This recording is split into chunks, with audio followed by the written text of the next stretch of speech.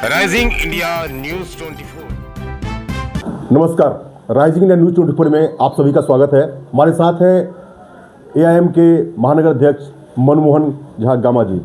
नमस्कार।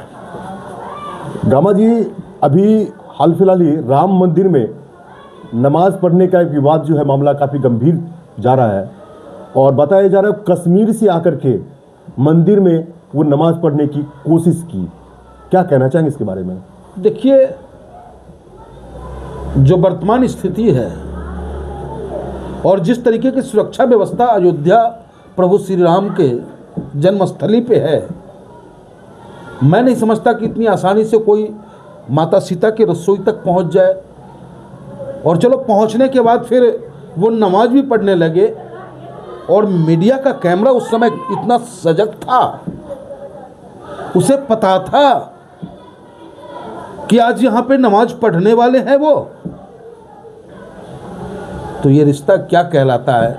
देखिए, सवाल ये उठता है कि आज उत्तर प्रदेश में तानाशाह सरकार चल रही है। दलित बेटी का अपहरण होता है, उसकी मां की हत्या होती है, उस पर सवाल न उठे। सवाल ये ना उठे कि यहाँ का विधायक गुंडागर्दी किस प्रकार से कर रहा है। आप लखीमपुर पहुंच गए? नहीं, लखीमपुर नहीं, मेरठ ही हम पहुंचे हैं। मेरठ ही पहुंचे अभी तो मेरठ तक ही है हम। ठीक है। मेरठ सरधना में जिस प्रकार से घटना को अंजाम दिया गया, वो काफी दयनीय है। बांग्लादेश के दलित की हत्या हो जाए, उस पर तो ये कथित हिंदू संगठन हंगामा कर देता है। यही संगीत सोम का विधानसभा है, जो संगीत सोम शाहरुख खान के ऊपर हाय तौबा करता है। और जब उसके ही विधानसभा में एक दलित माँ की हत्या होती है तो उसके जुबान में दही जम जाता है। तो ये कैसा हिंदुत्व है, ये समझ से परे है। मनमोहन गामा जी, सबसे बड़ी बात देखा गया है, दलित के नाम पर वोट तो इकट्ठा की जाती है, लेकिन दलित हमेशा हाशिए पे है। देखिए, ये आज से नहीं है। जब से हमारा देश आज़ाद हुआ है, आज़ादी से लेकर अब तक इस पर सवाल भी उठते रहे हैं बार बार। जबकि उनको आरक्षण भी दिया गया, आरक्षण का लाभ उन्हें क्यों नहीं मिल रहा है? आरक्षण का लाभ तो ले रहे हैं, चंद्रशेखर रावण जी ले रहे हैं, मर्सिडीज में घूमते हैं। एक अकेला चंद्रशेखर रावण जी के ऐसे सारे हैं। एक अकेला चंद्रशेखर रावण जी के उत्थान हो जाने से, या बहन मायावती जी या आकाश आनंद का उत्थान हो जाने मात्र से अगर समग्र दलित जाति का विकास हो जाता हो तो मैं बहुत खुश हूँ। ये तो व्यक्तिगत विकास की बात आ गई। विकास उनका हो रहा है, जो गरीब है वो तो पिस रही है जनता, वो तो वैसे ही है। इसी सोच के साथ हम लोग राजनीति करते हैं ना। हम राजनीति करने का मकसद यही है कि अंतिम पैदान में बैठे व्यक्ति को उसका लाभ मिले। लेकिन आज भी चाहे वो चंद्रशेखर जी आ जाए, बहन जी आ जाए, सब के सब अपने जाल में ही बुनकर के रह जाते हैं। और जो हमारे देश के दलित भाई हैं, कमजोर भाई हैं, उनको वो लाभ नहीं मिल पा रहा है। उनको लाभ नहीं पा रहा है। दूसरा, अभी हमने बात छेड़ी थी आपसे, राम मंदिर में जो नमाज पढ़ा गया है उसके बारे में। देखिए, राम मंदिर में नमाज पढ़ना तो सवाल ही पैदा नहीं होता कि कोई चला जाए। तो कैसे पढ़ रहे थे? जितना सुरक्षा चाक चौबंद है राम लल्ला का, मैं नहीं समझता कि परिंदा भी पढ़ मार जाए। वहाँ पे मुस्लिम जाकर के अगर नमाज पढ़ रहे हैं, ये तो लाइव दिखा है आपने देखा है। यही तो मैं भी सवाल पूछना चाहता हूँ उन गोदी मीडियाओं से जी, कि क्या आपको पता था, आपका कैमरा जो बिल्कुल सटीक लगा हुआ था, ये आपको पता था कि यहाँ पे हो सकता है कोई पत्रकार वहां पे मौजूद हो? क्या ये आपको पता था कि यहाँ पे नमाज पढ़ने वाले हैं? ये सवाल कई एंगल से किया जा सकता है। जी। और वैसे जिस भारत में हम रहते हैं, नहीं, आपका सवाल सही है कि कहीं साजिश की बू आपको लग रही है। और जिस भारत में हम रहते हैं, ये भारत सूफी संतों का देश रहा है। ये वो भारत है जहाँ लोग ईश्वर को नहीं मानते हैं, उन्हें भी अपने ढंग से जीने की आज़ादी है। ये वो भारत है जहाँ लोग नग्न भी रहते हैं, उनके भी आस्था का हम कद्र करते हैं। ये संविधान हमें वो ताकत देता है, अधिकार देता है। और हमने कुंभ में देखा है, जब कुंभ में भगदड़ मचा, रहने के लिए जगह नहीं थी, तो हमारी हिंदू माँ बहनें मस्जिदों में बड़े आराम से उनको गद्दा दिया जा रहा था और वो सो रही थी। जी हाँ, ये तो बात हमने भी है ना? देखा था, चलाया था। हमारा हिंदुस्तान ऐसा, अगर वो नमाज पढ़ भी लिया तो इतना हाई तौबा की जरूरत नहीं थी। सवाल ये उठता है कि मुस्लिम आखिर मंदिर में ही जाके, जब वो बुत को नहीं मानते हैं, मूर्ति को नहीं मानते हैं, तो मंदिर में ही जाकर नमाज क्यों पढ़ना? दो एंगल से आप इसे देखें, दोनों जी। ये जांच का विषय है कि इतने बड़े सुरक्षा में चूक कैसे हुई, माता सीता के रसोई तक वो कैसे पहुंचा जी। और दूसरा, अगर नमाज वो पढ़ भी लिया तो ये भारत भूमि जो है सूफी संतों की भूमि है। और अगर नमाज पढ़ लिया, ईश्वर को ही तो याद किया है, ईश्वर को ही तो याद किया है, नास्तिक तो है नहीं, वो नास्तिक नहीं है, वो किसी शक्ति को मानता है। हो सकता है उसका समय वहां निर्धारित हो कि उस समय, ये समय हमारे नमाज का है, चलो हम नमाज पढ़ ले। अगर वो पढ़ भी लिया तो इस पे हाय तौबा नहीं होना चाहिए, ये हमारे देश की खूबसूरती नहीं है। क्या इसका राजनीतिक फायदा लिया जा रहा है? इसका राजनीतिक फायदा कारण कि जब कहीं चुनाव होता है तो या तो सरहद पे तो तनाव होता है या फिर आपसी बेमनस्ता को खड़ा करने की तैयारी की जाती है। और महाराष्ट्र में बीएमसी का चुनाव है और आने वाले बंगाल को चुनाव में देखते हुए ये सारा ताना बाना तैयार किया जा रहा है। बंगाल में तो ममता बनर्जी ने ईडी के खिलाफ अपना झंडा बुलंद कर दिया है। देखिए, ईडी को स्वतंत्रता है कि वो छापा मारे, लेकिन उस स्वतंत्रता में कुछ बाध्यता भी है। अभी व्यक्ति की आज़ादी का मतलब ये नहीं है कि मैं बाप को बेटा कह दूं और बेटा को बाप कहूं जी। एक मुख्यमंत्री, संवैधानिक पद पे बैठा हुआ मुख्यमंत्री, जनता द्वारा चुना गया मुख्यमंत्री, आप डायरेक्ट जाकर रेड मारते हो और क्या आप लेके आते हो ये भी बता के राजी नहीं हो, और मुख्यमंत्री कह रहा है कि मेरा चुनावी डॉक्यूमेंट्स था। तो ये सब जांच का विषय है, लेकिन इस मामले में ईडी गलत है और ममता बनर्जी सही है। ममता बनर्जी को आप सही ठहरा रहे हैं जी।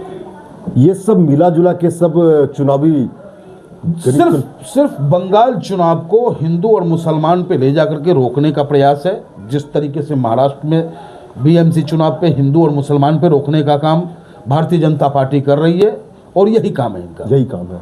तो एआईएम कहाँ पे है इस मामले में? देखिए, एआईएमआईएम तो महाराष्ट्र की आवाम से कहता है कि भाई अगर भ्रष्टाचार मुक्त निगम चाहिए, स्वच्छ जल चाहिए, स्वच्छ वातावरण चाहिए, आपसी वैमनस्यता खत्म करना हो, उत्तर भारतीयों तुम्हें सम्मान चाहिए तो हमारे साथ जुड़ो, क्योंकि उत्तर भारतीयों के साथ जुल्म राज ठाकरे भी करता है, उद्धव ठाकरे भी करता है, और जब वो जुल्म करता है तो कभी कांग्रेस की सरकार होती है तो भी उसका बाल बांका नहीं बिगड़ता, और जब वो जुल्म करता है तो आज भाजपा की सरकार है, उसके बावजूद राज ठाकरे के गुंडों पे मुकदमा दर्ज नहीं होता है। तो उत्तर भारतीयों को ये सोचना होगा कि उसका हमदर्द कौन है, और बेबाक आवाज़ कोई है तो असदुद्दीन ओवैसी है। आप पतंग के बटन को दबाएंगे और उत्तर भारतीयों के मान सम्मान की सुरक्षा की जिम्मेदारी हम ऑल इंडिया मजलिस इत्तेहाद मुस्लिम के कार्यकर्ताओं का होगा। मुस्लिम हिंदू एक अलग मैटर है। आपने उत्तर भारत की बात की, उत्तर भारतीय हमेशा ही महाराष्ट्र में पिटते रहे हैं। आखिर हम क्यों पिटे? उनके साथ गलत हो रहा है, क्यों पिटे? जिस तरीके से बैरिस्टर साहब कहते हैं कि भाई उसकी आवाज कोई नहीं बनता जिसकी राजनीति में ताकत नहीं होती। उत्तर भारतीयों का 40% रेशियो है महाराष्ट्र की धरती पे, उसके वोट से सरकार बनती और बिगड़ती है, लेकिन पिटता उत्तर भारतीय है। सिर्फ इसलिए पिटता है उत्तर भारतीय कि वो अपनों को नेता नहीं बना पा रहा है, वो उन्हीं मराठियों के पीछे भाग रहा है जो उनको एक पीटता है, एक पुछ काटने का काम करता है। पार्टियां भी तो वही है। क्यों पार्टियां वही है? विकल्प हमने दिया ना, एआईएमआईएम विकल्प दिया है, आप आओ तो सही। आपकी पार्टी पिछली बार भी चुनाव में लड़ी थी, सीट भी मिले थे, लेकिन वो तो कहते 15 मिनट का समय दे दो। अभी भी जो बयान आया है कि जरा पुलिस को हटा के देखो, फिर तो मस्जिद में घुसो। देखिए, 15 मिनट के सवाल को आप लोग गलत एंगल में, मैं 15 मिनट उसकी बात नहीं कह रहा हूँ। अभी जो सपा के जो उन्होंने बयान दिया है, वो तो सब देखिए, सपा वाले सफा होने जा रहे हैं, सपा वाले सफा होने जा रहे हैं, सफा होने वाले हैं, सफा होने वाले हैं, महाराष्ट्र से भी सफा हो रहे हैं। अच्छा। और उत्तर प्रदेश में इनका वही हाल होगा जो तेजस्वी का बिहार में हुआ है।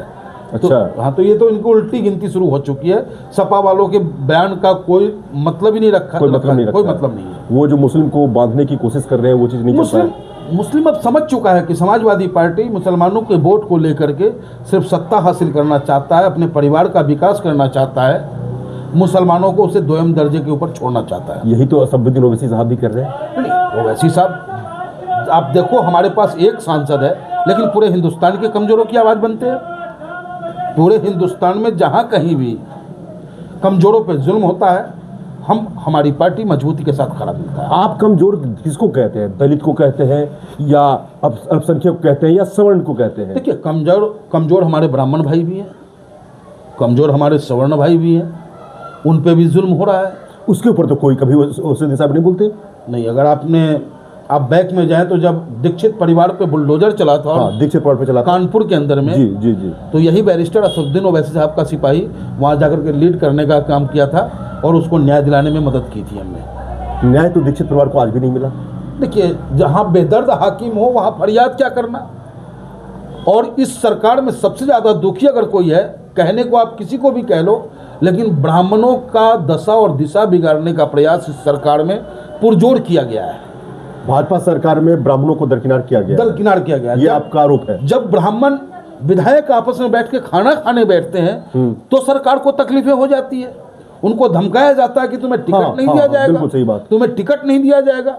लेकिन मैं उन ब्राह्मणों से भी कहना चाहता हूं कि ब्राह्मण राजनीति का दशा और दिशा बनाने का कार्य करता है। ब्राह्मण कभी सत्ता के पीछे नहीं भागता, सत्ता ब्राह्मणों के पीछे भागता है। अपनी ताकत को आप पहचानो और आओ, हम आपको टिकट भी देंगे, विधायक भी बनाएंगे और सरकार में आपका बोलबाला भी होगा। एआईएम खुल के ये बात कह रही है। बिल्कुल। अभी जो आपका आने वाला समय में चुनाव है, महाराष्ट्र में हो रही है, बंगाल में भी होने वाला है, उत्तर प्रदेश में भी 2027 में चुनाव होगी, क्या उसकी पृष्ठभूमि तैयार हो रही है अभी? देखिए, महाराष्ट्र में निश्चित रूप से हम बड़ी पार्टी बन के उभरने जा रहे हैं। अच्छा, बड़ी पार्टी बन के उभरने जा रहे हैं, बहुत बढ़िया। क्योंकि मात्र 150 सीटों पे हम चुनाव लड़े थे नगर पंचायत का, और 83 सीटों पे हमारी जीत हुई है जी। और जिस प्रकार से जनता का जन सैलाब हमारे नेता को सुनने के लिए हमारे नेता के पीछे सरों का समंदर दौड़ रहा है, ये महाराष्ट्र की राजनीति को के माहौल को गर्म कर रखा है। और पूर्ण विश्वास है कि महाराष्ट्र की आवाम जो है 15 तारीख को, क्योंकि 15 हमारा पीछा नहीं छोड़ता, 15 मिनट आपको छोड़ती नहीं है, 15 हमारा पीछा नहीं छोड़ता और 15 को ही चुनाव है। अब 15 को पतंग ही दबेंगे, 15 को पतंग भी दबेगा जी। ये पौध से कुछ रिश्ता जोड़ दिया इसीलिए ये बयान 15 मिनट का मुझे दिया गया था, इसीलिए दिया गया था क्या? नहीं, 15 मिनट बहुत होता है। 15 मिनट में हमने पाकिस्तान की ऐसी तैसी कर 15 मिनट में हमने पाकिस्तान की ऐसी तैसी की है। बेहमका सिंह और बेटी सूफिया कुरैशी ने मिलकर के जो जाल बुना, उस जाल में पाकिस्तान 15 मिनट में तबाह हो जाता है। तो इस 15 मिनट का बहुत मायने है। लेकिन इसका भी तो लोग बाग सबूत मांगते हैं। देखिए, जो सबूत मांगने वाले हैं, मैं समझता हूं कि वो हमारे देश के जामबाजों पे उंगली उठाने का काम करते हैं। जो सबूत मांग रहे हैं वो निश्चित रूप से दुश्मन देश के गोदों में खेलने का काम कर रहे हैं। वो हिंदुस्तानी ही नहीं हो सकता जो हमारे फौजियों से सबूत मांगे। अभी आपने महाराष्ट्र चुनाव के बारे में कहा कि आपकी पार्टी आ रही है, सबसे बड़ी पार्टी बन के उठेगी। क्या कांग्रेस जो वहाँ पे पहले से है उसके बारे में क्या हाल है, क्या लग रहा है? प्रियंका जी, राहुल गांधी की बिहार में 6 पे पहुंचा दिया, यूपी में 2 पे है, वहाँ पे बहुत ज़्यादा हो जाएगा, 0 नहीं तो 1। अच्छा, 0 या 1? 0 या 1। मतलब कांग्रेस पार्टी को एआईएम के पंडित मनमोहन गामा जी कह रहे हैं कि सिर्फ 1 वोट बड़ी मुश्किल से मिल पाएगा। 0 या 1। तो ये कहीं ऐसा तो नहीं वहाँ की जनता कांग्रेस के ऊपर एहसान करेगी? देखिए, दया तो आनी चाहिए, दया आनी चाहिए। सबसे पुरानी पार्टी रही है, बहुत लूटा खसोटा है इन्होंने। अच्छा। बहुत ठगा है, न जाने कितने मलिया वाले कांड हो गए, न जाने बिहार शरीफ वाले कांड हो गए, पुलों पे खड़ा करके गोली मारा है इन्होंने। तो उसका दर्द तो एहसास होगा। को मारा था, सबको मारा, इतने साधु संतों को मारा था, कोई नहीं बख्शा गया है। इसकी सरकार में कोई नहीं बख्शा गया है। और उसी का उलट है कि आज कहां से कहां पहुंच गए। ऐसे लोगों के ऊपर कोई कानूनी कार्रवाई क्यों नहीं हो पाती? ऐसे नेताओं के ऊपर क्यों नहीं होती है? होगी, कब होगी? देखिए, जब सत्ता का संरक्षण प्राप्त हो जाए ना तो बड़ा मुश्किल होता है, लेकिन कागज जिंदा होता है, एफआईआर जिंदा होता है। जिस दिन ईमानदार नेतृत्व के हाथ में सत्ता का कमान होगा, ऐसे जालिमों पे सख्त कार्रवाई होगी। एक बात और मनमोहन गामा जी, देखा गया आरक्षण वाली बात आपने छेड़ी थी, आरक्षण वाली जो मामला है वो तो है, उसके साथ साथ ये भी देखा जा रहा है कि जो राजनेता है, विधायक है, सांसद है, उन लोगों को पेंशन दी जा रही है, जबकि सरकारी नौकरी में ही पेंशन के ऊपर अब रोक लगा दी गई है। तो क्या उनको 3-3 पेंशन, 2-2 पेंशन, 4-4 पेंशन जारी होना सही है? नहीं, मैं इसका समर्थक नहीं हूँ। अगर आप हमसे पूछे, जी, बहुत हो सकते हैं हमारे सांसद, हमारे विधायक नाराज हो जाए हमसे, लेकिन इतना लाभ उठाना, जब आपको सत्ता मिलती आप है तब जन नायक बनकर के लोकसभा के अंदर पहुंचते हो, जनता बड़ी उम्मीद के साथ आपको वहां भेजने का काम करता है, लेकिन वहां जब आपकी सुविधा की बात आती है तो कोई विरोध नहीं होता है, कोई बिल नहीं फाड़े जाते हैं, कोई हो हंगामा नहीं होता है, चुपचाप अपने फायदे के लिए बिल आप पास करा लेते हो। लेकिन जब किसी समाज के हित की बात होती है, किसी के आरक्षण की बात होती है, उस समय में आप लोग नौटंकी और ड्रामा करने का काम करते हो जी, तो ये गलत है, मैं इसका विरोध करता हूँ। विधायक बने, जब आप सत्ता में होते हैं 5 साल या 10 साल जो भी हैं, उस वक्त आपको जो मिल रहा है, सुविधा मिल रही है, वो ठीक है क्योंकि आप जनता के बीच में जा रहे हैं। लेकिन हारने के बाद उसका पेंशन आपको मिले और फिर आप सांसद के लिए भी लड़ेंगे, उसके लिए भी आपको पेंशन मिले, एक पेंशन होनी चाहिए, एक पेंशन होनी चाहिए, क्योंकि जब जन नायक, जब जन नेता समाज में जीत के आता है तो आप कभी एनालिसिस करेंगे। हम लोग छोटे से कार्यकर्ता के रूप में अपनी पार्टी के लिए काम करते हैं, लेकिन जब शादी का लगन आता है तो लगभग सालाना 20 से 25 हज़ार रुपये हम लोग का खर्च सिर्फ कन्यादान पे होता है। कन्यादान पे होता है। नहीं, आप समाज से जुड़े और जो एमएलए होगा, जिसका कार्ड हमारे पास नहीं आता, वो भी कार्ड एमएलए के पास पहुंचना शुरू हो जाता है। तो उनका खर्च है, उसको भी ध्यान में रखा जाए, जनता इसको गलत तरीके से ना देखे।